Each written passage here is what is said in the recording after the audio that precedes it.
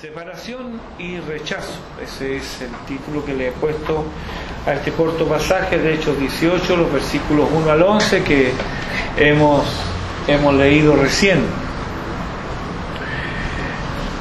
El mensaje del Evangelio es buenas nuevas. El Evangelio es poder de Dios para salvación. La salvación es vida eterna en Cristo Jesús. Ser salvos es ser nueva criatura donde todos, no algunos, todos los pecados son borrados, perdonados por su nombre. El apóstol Pablo le escribe a Timoteo en su primera epístola, capítulo 1, versículo 15, y dice: palabra fiel y digna de ser recibidas por todos, que Cristo Jesús vino al mundo para, y aquí está el propósito, ¿a qué vino el Señor? Para salvar a los pecadores. El Evangelio entonces tiene una dimensión universal, sin excepciones, porque es así, sin más, pecadores. Esa es la razón, el propósito por el cual Cristo vino, a salvar a pecadores. Entonces nos preguntamos, ¿por qué no todos creen? Si son solo buenas noticias, ¿verdad? Son buenas nuevas. El Evangelio es poder de Dios para la salvación. La salvación es vida eterna. Los pecados son perdonados, son borrados. ¿Por qué no todos creen? ¿Por qué algunos se apartan furiosos? ¿Por qué otros se oponen y se alejan mascullando rabia y musitando odios? Bueno, es que estamos en un mundo caído, donde los hombres prefieren la oscuridad a la luz. Y como quien está en la oscuridad, la luz hiere los ojos del alma y no la pueden tolerar. Eso lo hemos experimentado todos, al estar mucho rato en un lugar oscuro, de repente al salir a la luz, como que instintivamente, ¿cierto?, nuestros ojos se cierran, nos hiere la luz. Ahora, esto puede pasar, ¿cierto?, con personas que no conocen al Señor, pero entre creyentes verdaderos, ¿qué de aquellos que dicen adorar al mismo Dios y dicen creer en las mismas Escrituras? ¿Por qué ellos también se comportan a veces como si fueran, o a veces peor que los paganos? Santiago, capítulo 4, versículo 1, ahí aparece una pregunta, y pregunta el apóstol: ¿de dónde vienen las guerras y los pleitos entre vosotros? Mire lo que él responde, es que con una pregunta, dice: ¿no es de vuestras pasiones las cuales combaten en vuestros cuerpos? De manera que el origen de la oposición, de peleas y rencillas, de odiosidades sin fin, el origen de esto es uno mismo. Estos no están en el otro, están en mí. Dice el texto: combaten en vuestros cuerpos. Nos consideramos sabios y entendidos, pero estamos muy lejos de la buena conducta y de la sabia mansedumbre que nos dice Santiago. Y en el capítulo 3 del apóstol Santiago, versículos 14 al 18, nos aclara esta película, porque nos dice: pero, o sea, puedo considerarme sabio y entendido, puedo considerar que he entendido muchas cosas y que comprendo algunas profundidades que los demás no entienden. Pero si tenéis celos amargos y contención en vuestro corazón, no os jactéis ni mintáis contra la verdad, porque esta sabiduría no es la que desciende de lo alto, sino terrenal, animal, diabólica. Porque donde hay celos y contención, allí hay perturbación y toda obra perversa. ¿Alguien puede considerarse sabio? Que conoce más que otros y que ha llegado a un entendimiento superior. Pero nos dice esa sabiduría: si hay celos amargos en tu corazón, si hay contención, esa sabiduría no viene de arriba.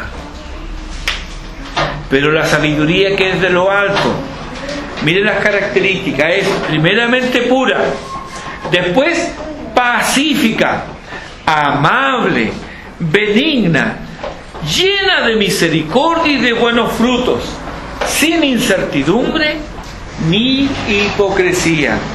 Y el fruto de justicia se siembra en paz para aquellos que hacen la paz.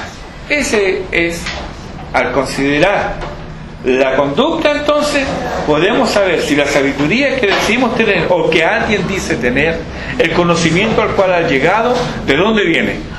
Si viene de Dios, entonces está lleno de misericordia, está lleno de bondad, no tiene incertidumbre y tampoco es hipócrita. Al considerar entonces la oposición al Evangelio, oposición de adentro, del seno de una congregación o desde afuera, no nos extraña que los frutos de la predicación paulina sean escasos. En contraste con Berea, donde muchos creyeron, nos dice el capítulo 17, versículo 12, en Atenas solo algunos creyeron. Hay diferencia, ¿cierto? Donde muchos creyeron, algunos creyeron, nos dice el versículo 34. Ahora, es digno considerar que la diferencia cuantitativa reside en que los que de Berea creyeron al Evangelio, estos eran temerosos de Dios, por supuesto, pero tenían la nobleza de ir cada día a las Escrituras para ver si estas cosas eran así. ¿Recuerdan? Versículo 11 del capítulo 17. En ese lugar, muchos creyeron. Muy por el contrario, en Atenas, ellos estaban bajo la influencia de las corrientes de opinión de la época. Estaban bajo la influencia de las filosofías añejas, equivocadas y en abierta oposición a las Escrituras. Entonces, ¿qué encontramos que pasó en Atenas? Que algunos creyeron. ¿Se fija la relación? Hay una relación aquí. No es distinto al día de hoy, donde con pesar vemos que quienes naufragan en cuanto a la fe es porque han abandonado el puerto seguro de la palabra de Dios y han escogido navegar sin timón, sin rumbo y sin provisiones. Dígame si no es una locura eso. Lucas nos cuenta que Pablo salió de Atenas y fue a Corinto. Eso nos dice en el versículo 1 del capítulo 18. Corinto era una ciudad hermosa. Había sido embellecida por el emperador Julio César en el año 46 a.C. Ellos se jactaban de que era una ciudad rica, que se jactaban de su cultura, se jactaban de sus juegos ístmicos, que eran internacionalmente conocidos, iban de muchos lugares, tanto de Acaya como de Macedonia, de lo que es la Grecia actual, iban a estos juegos ístmicos en Corinto, que se celebraban año por medio, como que nuestras Olimpiadas, una cosa así. Pero estos año por medio se celebraban. Y también ellos estaban orgullosos del prestigio político que habían alcanzado como capital de la provincia de Acaya, superando en esto a Atenas. Atenas y Corinto estaban en la misma provincia. Sin embargo, a pesar de que en el mundo usted nombra a las personas Atenas y en algún momento de su vida lo han escuchado, Corinto solo se han leído alguna vez las Escrituras, pero normalmente no se escucha. Pero Atenas sí, todo el mundo sabe, es como decir Roma, ¿no? Todo el mundo sabe dónde está Atenas y qué es. Sin embargo, Corinto había alcanzado mayor preponderancia que Atenas por su estatus político, y había superado, por supuesto, a Atenas. Ahora, aunque nunca llegó a los niveles intelectuales de Atenas, no por ello fue menos orgullosa y arrogante. Algo de esto, y mucho de esto también podemos ver en los escritos de Pablo a los Corintios. Cuando ustedes leen la carta, la primera y la segunda carta del apóstol Pablo a los Corintios, se va a encontrar con algunas expresiones que nos hablan del orgullo de los corintios. Y no solamente eso, sino que del desprecio de los corintios hacia el apóstol de los gentiles. Decían, sí, su palabra es fuerte, pero su presencia es menospreciable. Tenía una figura que no era impactante, no era un Adonis, no era impactante, entonces ellos lo despreciaban. Ahora, otra característica de la ciudad era su asociación con la inmoralidad. En la cúspide plana del Acrocorinto, el Acrocorinto era un cerro que era un poco más bajo que nuestro Cerro Renca. Ustedes ubican todo el Cerro Renca, ese tiene 900 metros de altura. El Acrocorinto tenía un poco más de 600, creo que 680 metros de altura. Entonces, alto. Y ahí, en la cúspide, no terminaba en punta, sino que terminaba como en una pequeña meseta. Y en esa meseta se encontraba el templo de Afrodita o Venus, la diosa del amor. Los marinos que llegaban del este, esta era una Corinto, no, era una ciudad grande, bueno, era grande para su tiempo. Algunos dicen que llegó a tener 750.000 habitantes en su mejor época, otros dicen que un poco más de 200.000, no hay acuerdo en eso. Pero era una ciudad grande para la época. Y esta ciudad tenía dos puertos, uno al este y uno al oeste. Los marinos que llegaban del este, podían venir de Persia, de Mesopotamia, de Palestina, de Egipto, y ellos desembarcaban en el puerto de Cencrea. Y quienes venían del oeste podían venir de Roma o podían venir de España. Desembarcaban en el puerto de Lequeo. Sin embargo, ambos marinos al desembarcar tenían frente a sí, podían ver el Acrocorinto, el templo a la diosa Afrodita.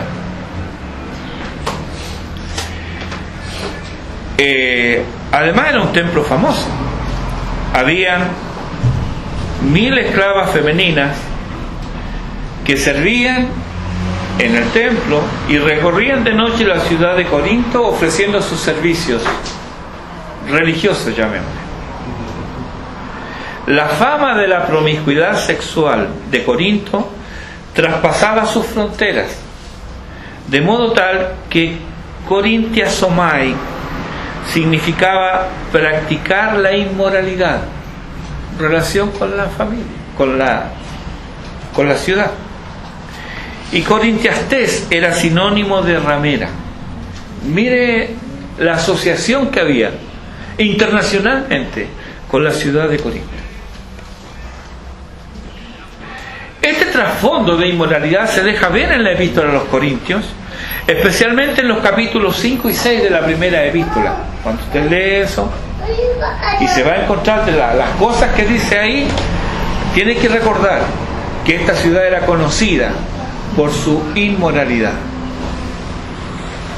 Los versículos 2 y 3 del capítulo 18 nos muestran una vez más cómo obra la providencia de Dios, sosteniendo y guiando al extranjero por miles de kilómetros para, en un punto, en un determinado lugar, por medio de ellos bendecir su obra entre los naturales del país.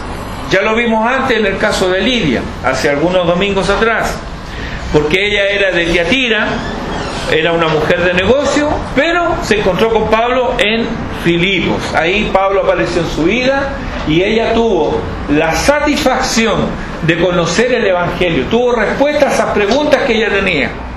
Pero era una mujer que viajó cientos de kilómetros para estar en un lugar específico en el momento justo cuando Pablo necesitaba también ayuda. Ahora, este judío, Aquila y Priscila, y su esposa, ¿cierto?, eran oriundos del norte del Asia Menor, mucho más allá de Tiatira, pero más al norte todavía. Emigraron a Roma, un viaje de miles de kilómetros, que era la capital del imperio. A Roma habían llegado algunos judíos procedentes de Palestina, recordemos Hechos capítulo 2. Se habían convertido al cristianismo al aceptar a Jesús como Mesías.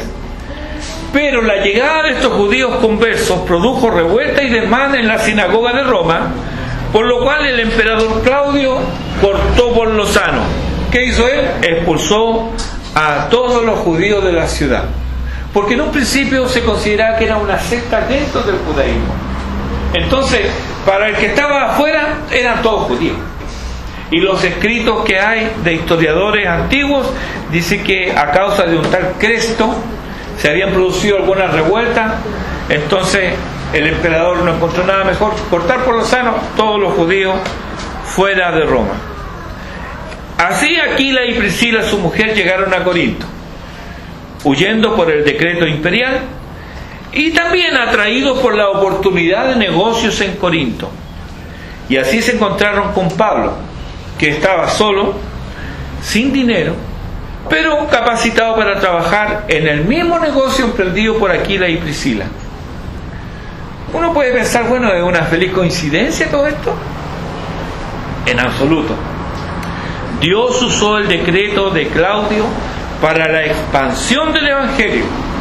Usó la estabilidad económica de Aquila y Priscila para ayudar a otro extranjero como ellos, a Pablo, que venía llegando, y usó la conversión de todos ellos, de Pablo, de Aquila y de Priscila, para establecer su obra entre los corintios.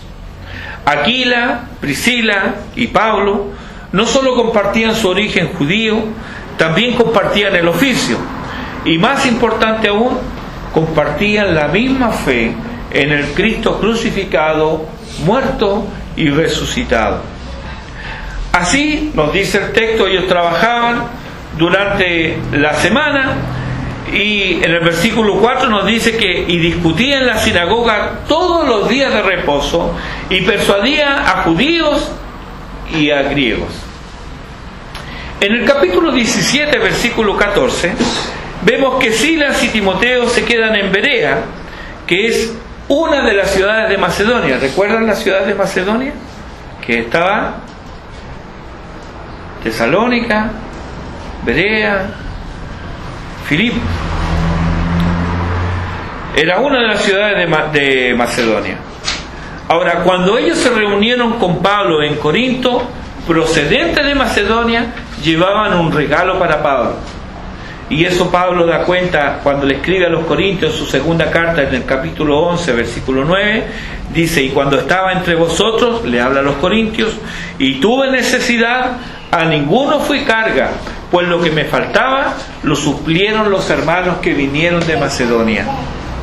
Filipenses 4, versículo 15, también nos aclara esto y dice: y sabéis también vosotros, filipenses, que al principio de la predicación del Evangelio, cuando partí de Macedonia, ninguna iglesia participó conmigo en razón de dar y recibir, sino vosotros solos. O sea, sostuvieron al apóstol cuando él se partió de Macedonia. Y esto, cuando partió de Macedonia, él fue a Atenas y luego fue a Corinto. Gracias a este apoyo financiero, Pablo pudo entregarse por entero a la predicación de la palabra. O sea, ya dejó ese trabajo secular de hacer tiendas, sino que ahora se dedicó por entero a la predicación de la palabra. En el versículo 4 del capítulo 18 aparecen dos verbos conjugados: discutía y persuadía. Este discutir no es como nosotros ahora consideramos la palabra cuando decimos no, discutieron, como que tiene una connotación negativa de alzar la voz y de decir cosas sin escucharse. Pero no es eso lo que significa. Esto significa más bien ponderar algo, o sea, razonar algo, evaluar algo dentro para luego conversar. Eso significa discutir. Y persuadir es inducir un cambio de manera de pensar mediante la influencia de la razón o de consideraciones morales. Eso es persuadir. De esta manera, nos dice Lucas, que ministraba Pablo al interior de la sinagoga.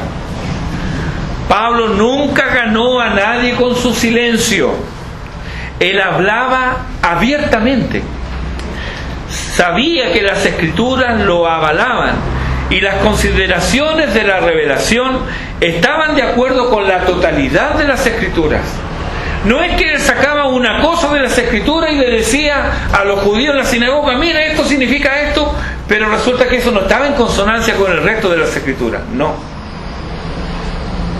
Lo que él sacaba de la revelación de la palabra de Dios estaba en concordancia con toda la revelación de Dios. Por lo tanto, era irrefutable. Pero la mayoría de los judíos no aceptó el planteamiento paulino. ¿Qué razones tenían? Ellos la verdad que no tenían razones. Pesaba más bien en ellos la tradición de los ancianos, los rituales exquisitamente elaborados. En otras palabras, su religión tal como la conocían. Ellos estaban conformes así y no querían nada más. Pero había algo más. La religión nunca exige cambio de corazón. Nunca. No importa qué religión practique la gente. Inclusive a alguien le pueden preguntar ¿de qué religión eres? Yo soy evangélico. Si lo toman como una religión, esta no le exige cambio de corazón. Puede ser un abnegado religioso y albergar en tu corazón inmundicia hasta que ésta sobreabunde. Pero cumples con tu ritual y todo está bien. Eso es religión. Solo lo externo. Eso es religión. Pero aceptar a Cristo como el Mesías era aceptar un señorío sobre sus vidas que no estaban dispuestos a hacer. Vivían en una ciudad, pensemos, llena de oportunidades, una ciudad rica en diversión y en inmoralidad. ¿Por qué tendría que alguien voluntariamente dar cuenta de su vida? ¿Por qué tendría que dejar ese modo de vivir? Y aquí encontramos el por qué algunos no vienen al Evangelio. Pueden venir a la iglesia, pero no vienen al Evangelio. Pueden compartir en un culto, pero no vienen a Cristo. ¿Por qué? Porque eso exige un cambio. Porque eso exige un dar cuenta de la vida. Ellos vieron las implicaciones y no podían negar el argumento de Pablo, porque éste estaba firmemente arraigado en las Escrituras que ellos mismos decían creer. Entonces los judíos no podían decir, Pablo, no, eso no es así. No podían hacer eso. El versículo 5 dice que testificando a los judíos que Jesús era el Cristo, donde testificar aquí significa protestar solemnemente. Yo me detuve un poco para encontrar una explicación. ¿Qué es esto de protestar solemnemente? ¿Te han llamado alguna vez al orden con argumentos irrefutables? Recuerda tu niñez o tu adolescencia, cuando te llamaban, a ver, amigo, vamos a conversar. Hijo, ¿qué pasó aquí? Y uno sabía que le había hecho mal, ¿verdad? Bueno, ¿cómo actuabas? ¿Argumentabas en contra? Esa es una manera en que reaccionamos. Argumentamos en contra. O acusabas a otros desviando la atención de tu maldad. Esa también es otra manera. ¿Ah? No, que yo no fui, que fue fulano. Y resulta que fulano no tiene idea. Y si fulano sabía, decía, no, fuiste tú. ¿Cómo reaccionamos? O también aceptaban la reprimenda bajando los ojos y cerrando la boca. A veces como padre decimos, pero dime, ¿por qué lo hiciste? Y uno la verdad que se queda callado, uno no sabía por qué lo había hecho. Era una maldad. Uno sabía que era maldad, pero lo había hecho igual. Yo recuerdo un día iba llegando a mi casa en la tarde, iba en bicicleta y había un muro grande, un muro ya medio derruido de adobe, que son gruesos, y voy en mi bicicleta y veo hacia allá y unos muchachitos con vestidos de escolar, todos caminando y corriendo por arriba del muro de adobe.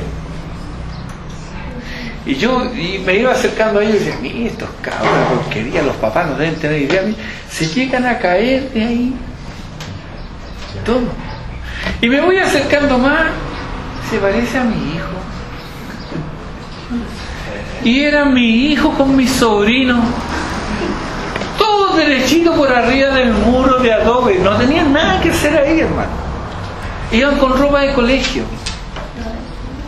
Entonces cuando les pego el grito, todos bajaron más que rápido, y después cuando llegaron a la casa, bueno, conversamos, y mi hija mayor era no era la primera, porque había un primo más que era más alto y ese iba primero, ella era segunda, pero era el mayor de mi hijo, entonces yo lo hacía responsable a ella. Hija, ¿pero por qué? ¿Por qué lo hiciste? Y ella lloraba y dice, papá, no sé por qué lo hice, pero no le eché la culpa a nadie.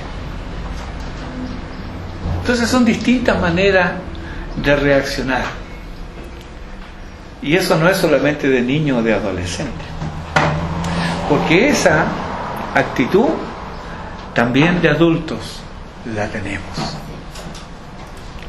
A veces callamos, bajamos la vista y con una voz apenas audible decimos, tienes razón,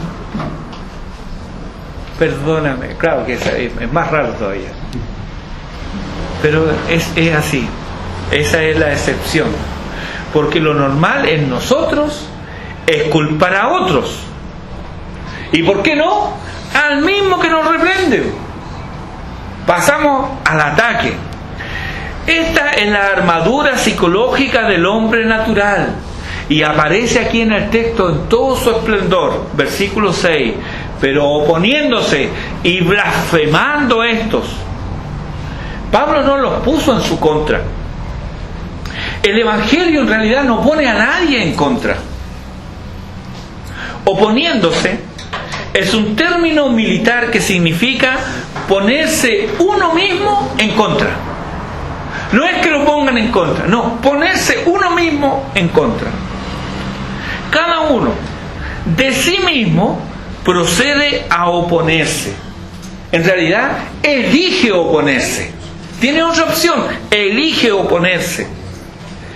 ¿Y cómo se opusieron aquí, en este texto?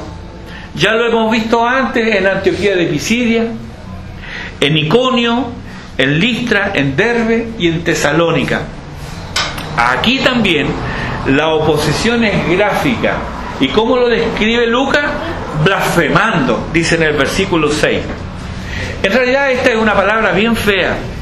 Se usa de una manera de hablar injuriosa, ultrajante y calumniante. No hay razones, por lo que se recurre a la injuria, al ultraje y a la calumnia. Son adultos, pero hacen esto. ¿Y qué podemos decir? ¿Qué testimonio?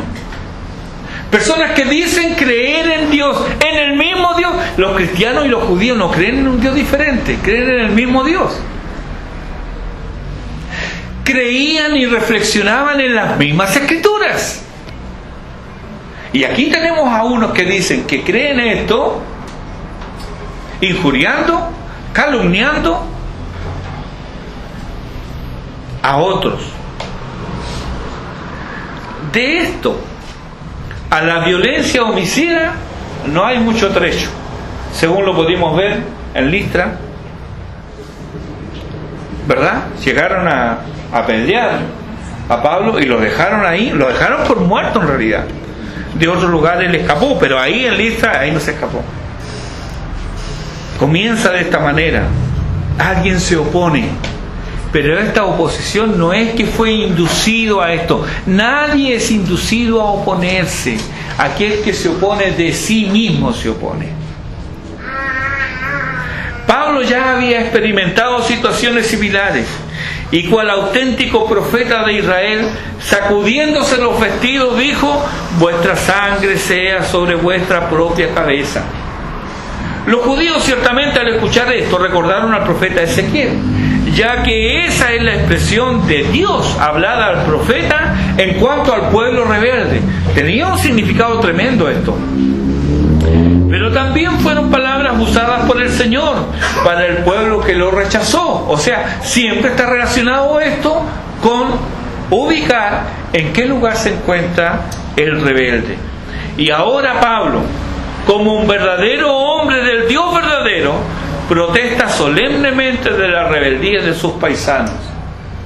Respecto de esta situación, dice David Goodwin: ningún hombre de Dios verdadero puede creer que Dios le ha encomendado transmitir un mensaje vital para la salvación del resto de su raza y creer al mismo tiempo que puede comprometer ese mensaje cuando se enfrenta a la oposición, con impunidad para sí mismo o para los demás, y consolar a los que rechacen el mensaje con el pensamiento de que rehusar la palabra de Dios y la salvación no resultarán inevitablemente en un desastre.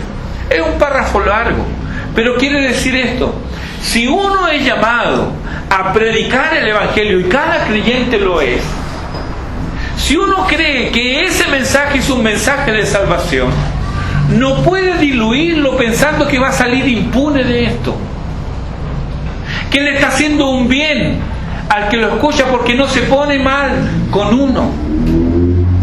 No, es al revés, es muy por el contrario. El mensaje es uno solo. Ahora, consumado el rechazo, en el caso de Pablo, él sale de la sinagoga de Corinto. Y ya esto lo hemos leído cuántas veces en Hechos. Y podemos preguntarlo otra vez: ¿cuántas veces debía experimentar lo mismo? ¿No era esto algo doloroso o que él era masoquista y a él le gustaba sufrir? No. En Romanos capítulo 9, los versículos 1 al 13, el apóstol nos descubre su corazón respecto de estas cosas.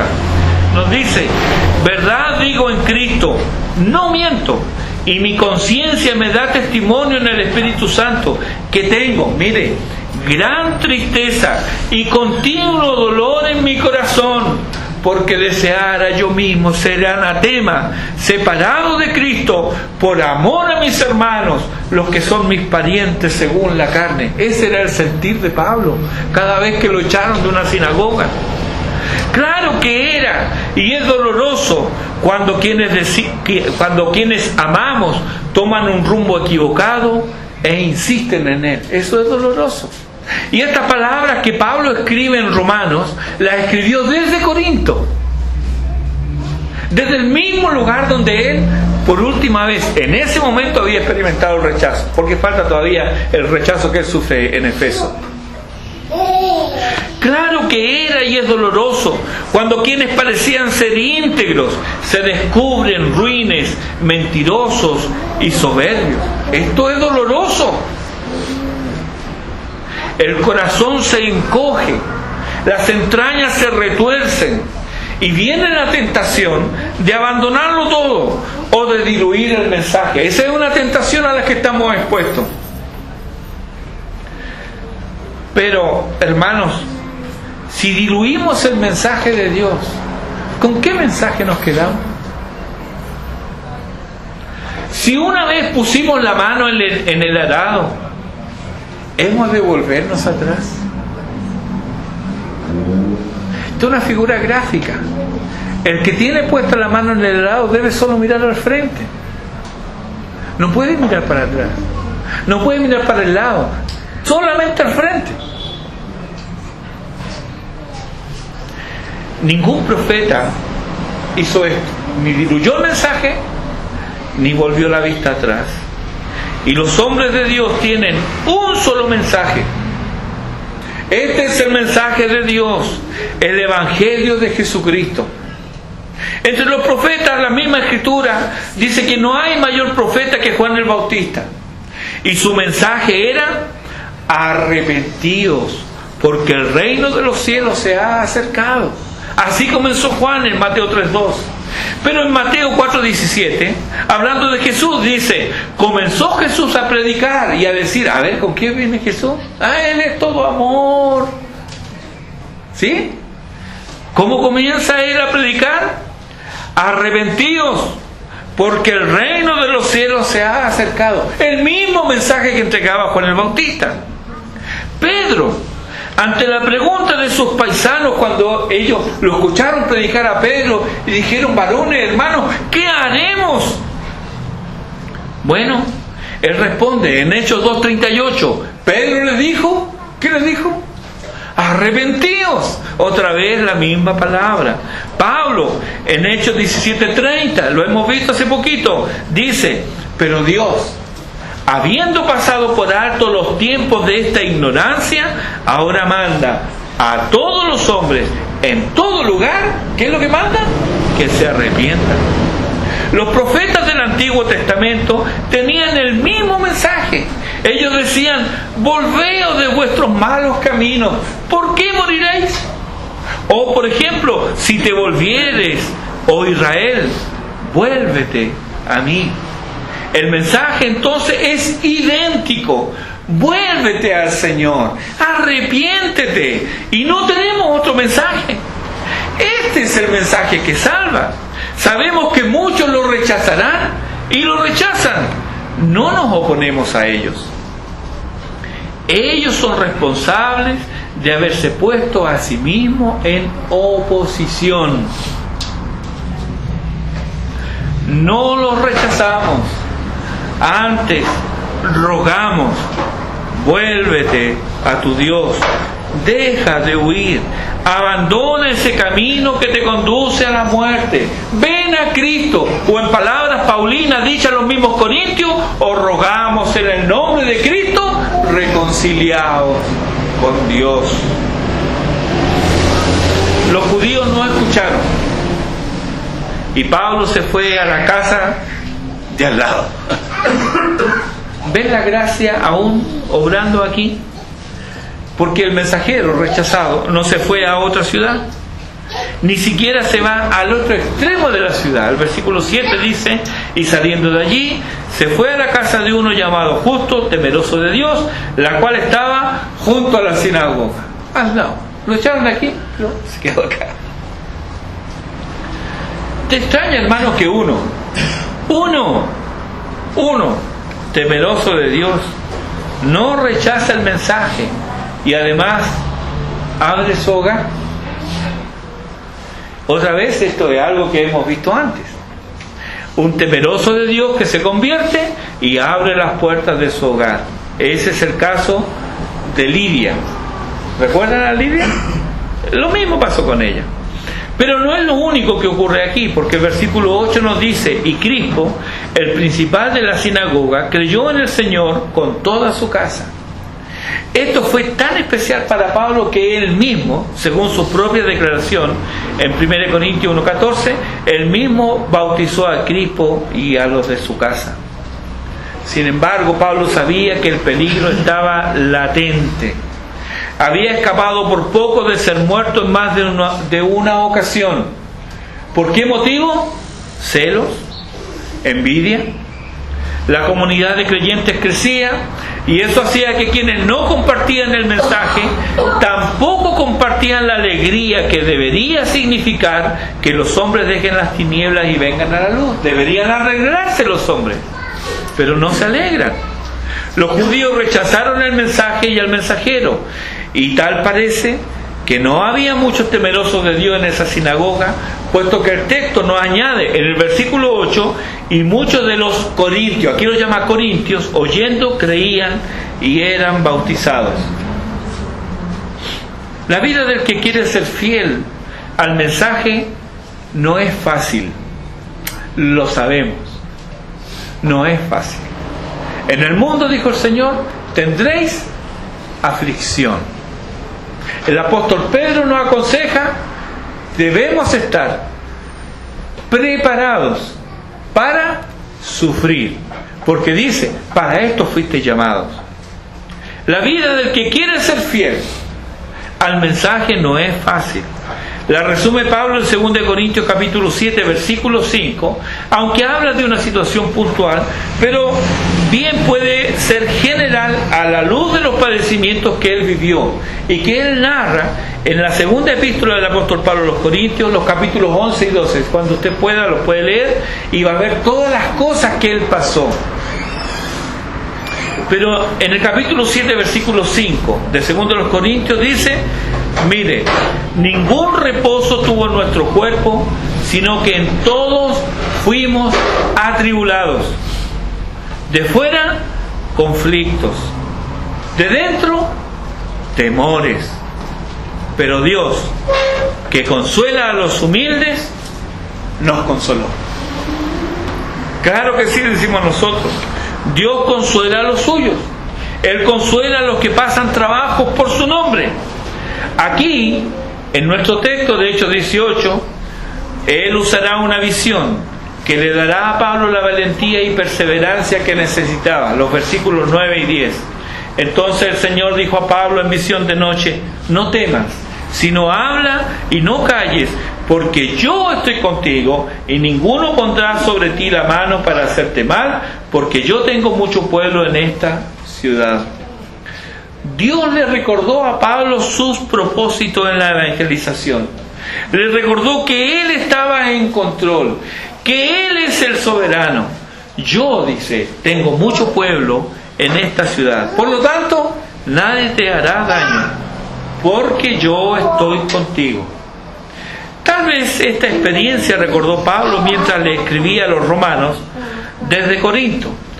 Y la que le hace decir en Romanos 8:31 con total seguridad y certeza, si Dios es por nosotros, ¿quién contra nosotros?